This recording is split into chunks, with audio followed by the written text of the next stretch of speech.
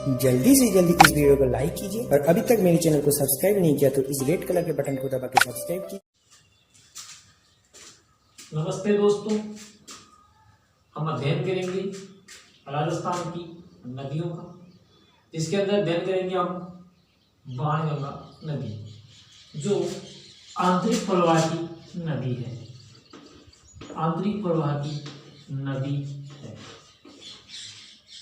कोई समय दोस्तों ये दो नदी बंगाल की खाड़ी तक जाती थी, तो ये आंतरिक प्रवाह में नहीं थी, लेकिन अब इसको एनसीईआरटी ने भी आंतरिक प्रवाह की नदी मान लिया है।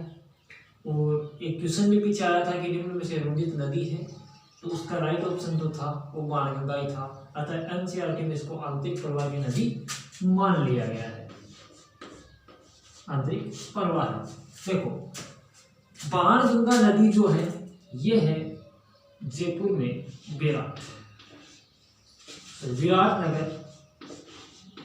विराटनगर या बेराट। देखो,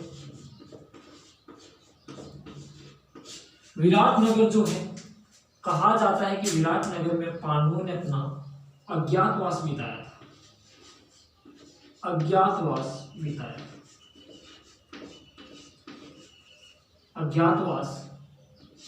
अब देखो दोस्तों, अज्ञातवास वो होता है, अज्ञातवास जहां व्यक्ति निवास कर रहा हो और वो किसी को पता नहीं चले कि व्यक्ति कौन है। अज्ञातवास मतलब किसी को पता नहीं चलना चाहिए।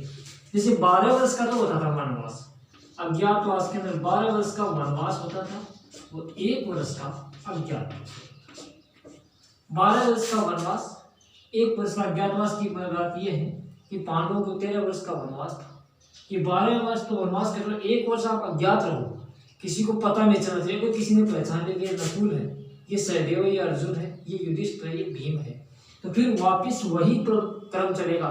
फिर वापिस 13 वर्ष का वनवास, तो 1 साल का अज्ञातवास वो होता था कि किसी को पता नहीं चलना चाहिए कि व्यक्ति कौन है। तो कहा जाता है कि अज्ञातवास जो था 1 वर्ष का, वो विराट के यहाँ बिताया था। देखो, यहां से एक नदी निकलती है, कौन सी नदी? बाणगंगा नदी। यहां से एक नदी निकलती है, बाणगंगा नदी। देखो, बाणगंगा नदी, देखो कहा जाता है कि द्रौपदी थी, द्रौपद की पुत्री द्रौपदी थी। द्रौपदी पांडवों की पत्नी थी। तो कहा जाता है कि द्रौपदी के ऊपर कहीं चलते हुए भटकते हुए वनवास तो काट ही रहे थे, तो प्यास लगी। जब द्रौपदी ने कहा कि मुझे प्यास लगी है, तो कहा कि अर्जुन ने एक बाण मारा और वहां से पानी निकाल दिया, तो उस नदी का नाम हो गया बाणगंगा नदी। ये अर्जुन के तीर से निकली, इसलिए इसे अर्जुन की गंगा भी बोल सकते हैं। अर्जुन की गंगा। पहले पानी वानी निकालने का, पहले योद्धाओं की कुछ बात अलग ही है कि वो तीर से पानी निकाल देते, लात मार के तालाब बना देते, अपने कमरे जितने बड़े बड़े जो होते थे पत्थरों के मतलब जो कट्टे खेलते थे। जैसे यहाँ एक राजस्थान के अंदर चूरू जिले के अंदर एक जगह है, श्यामल काली माता जी, वहाँ पे कुछ गट्टे पड़े हुए भारी भारी, जो आज क्रेनों से मिलते हैं। कहा जाता है कि वो भी लोग खेलते थे, तो पता नहीं वो पीछे के लोग कितने शक्तिशाली थे। यही ऐसा हुआ कि द्रौपदी को प्यास लगी और अर्जुन ने एक बाण मार के पानी निकाला, उससे एक नदी बन गई, उसका नाम हुआ बाणगंगा। अर्जुन के तीर से निकली, इसलिए उसका उपनाम अर्जुन की गंगा भी है। थोड़ा सा आगे चले तो फिर द्रौपदी को प्यास लग गई। द्रौपदी को फिर प्यास लग गई तो भीम ने कहा कि एक लात मारी और वहां पे तालाब बन गया, तो वहां पे एक भीमलात तालाब भी बना हुआ है। भीमलात तालाब, ठीक है। इस नदी के ऊपर थोड़ा सा चलते हैं तो दोस्तों, यहाँ पे एक सभ्यता है, बेराट सभ्यता। यहाँ पे एक सभ्यता है, बेराट सभ्यता। बेराट सभ्यता दोस्तों, हर एग्जाम में कहीं से क्वेश्चन आए या ना आए, लेकिन सभ्यताओं से एक ना एक क्वेश्चन जरूर पूछा जाएगा।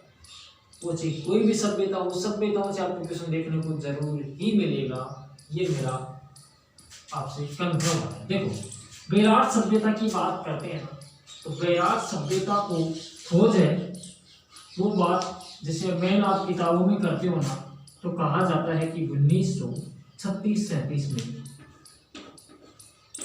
दयाराम साहनी ने की। दयाराम साहनी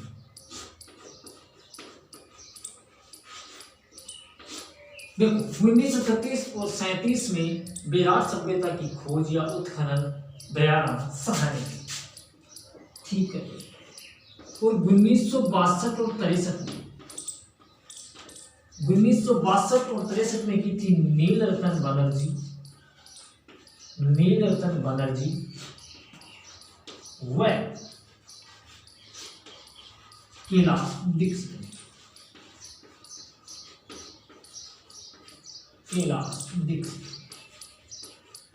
देखो विराट सभ्यता का उत्खनन 1936 और 37 में दयाराम साहनी ने की। 1962 और 63 में नीलरतन बनर्जी और कैलाश दीक्षित ने किया। लेकिन यहाँ इसका उत्खनन हुआ है, इससे भी पहले इसका उत्खनन हुआ है। यहाँ तो उत्खनन बाद में हुआ है, लेकिन इससे पहले उत्खनन हुआ है। हो सकता है आपकी किताबें वो लिखे या ना लिखे, लेकिन वो भी आपको ध्यान में जरूर रखना है। देखो इससे पहले अगर उत्खनन हुआ है, उत्खनन की बात करते हैं तो यहाँ पे देखो दोस्तों एक वो था, यहाँ से मतलब एक शिलालेख मिला है, अशोक के समय का एक शिलालेख मिला है और वो शिलालेख का नाम है भाब्रू शिलालेख। कौन सा शिलालेख? भाब्रू शिलालेख। भाब्रू शिलालेख की खोज सन 1837 में कैप्टन बर्ट ने खोजा।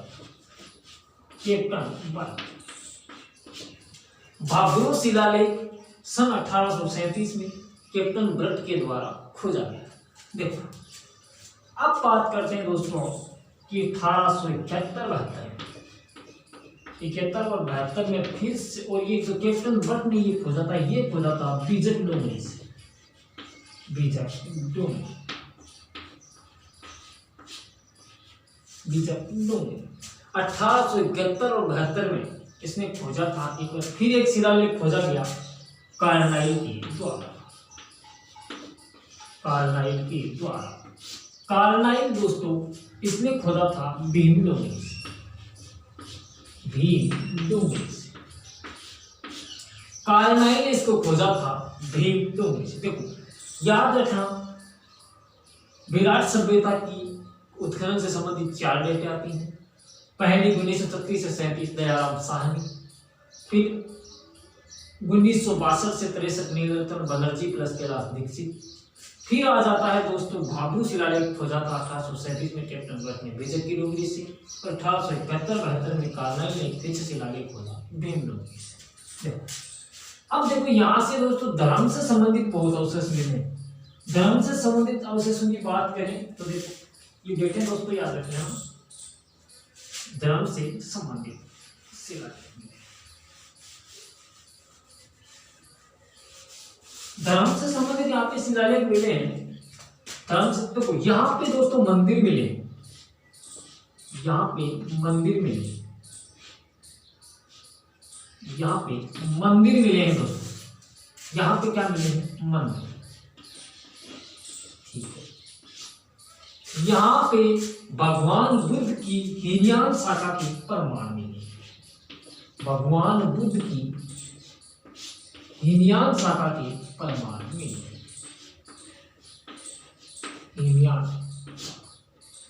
भगवान बुद्ध की हीनयान शाखा के यहाँ पे प्रमाण मिले।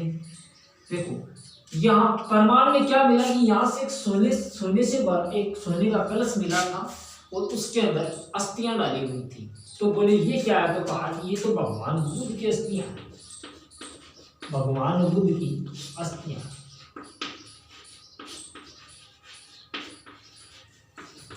बुद्ध की अस्थियां। देखो विराट सभ्यता में धर्म से संबंधित तथ्य मिले। ध्यान रखना सिंधु सभ्यता के अंदर एक भी धर्म से संबंधित तथ्य नहीं मिला। यहाँ धूपदान में मिला है। कौन सा ना? धूपदान। धूपदान में से आर्य सभ्यता भी मिला, तो धूपदान हो गया धर्म से संबंधित। भगवान बुद्ध की हीनयान शाखा का प्रमाण मिला, जिसके अंदर भगवान बुद्ध की अस्थियां मिली। ध्यान रखना, यहाँ पर 36 सिक्के मिले हैं सूती कपड़े, 36 सिक्के मिले हैं सूती कपड़े।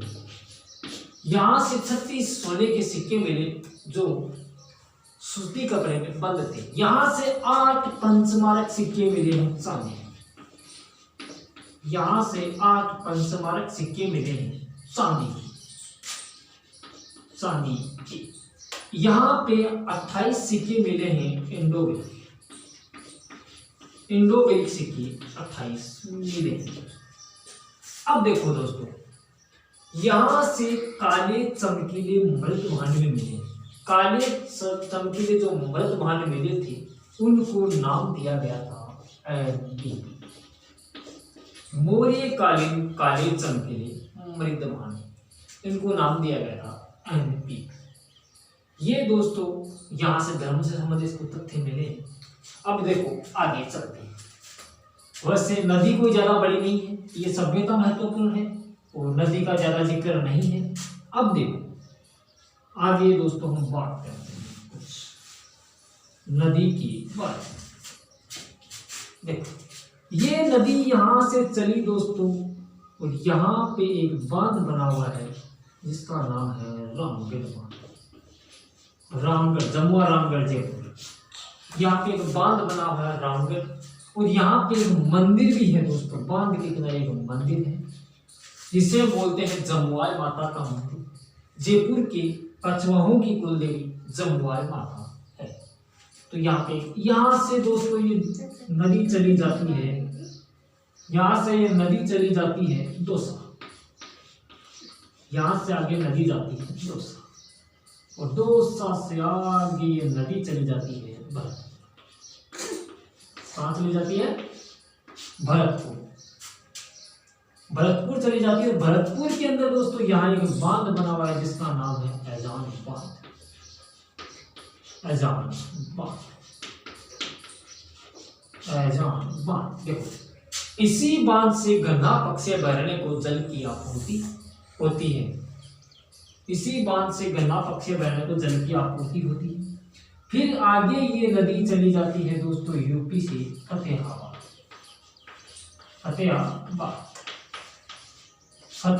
से दोस्तों ये नदी मिल जाती है यमुना में, यमुना मिलती है गंगा में, गंगा आगे मिल जाती है बंगाल की खाड़ी में। तो हो सकता है आपकी किताबें इस नदी को बंगाल की खाड़ी की तरफ जाने वाली नदी लिखें, लेकिन वर्तमान में यह नदी फतेहाबाद तक ही जाती है और एनसीईआरटी में से आंतरिक प्रवाह की नदी मान लिया है। देखो और एक क्वेश्चन भी आ चुका है कि निम्न में से रुंडित नदी कौन सी है, तो वो आंतरिक प्रवाह की नदी आती है बाणगंगा।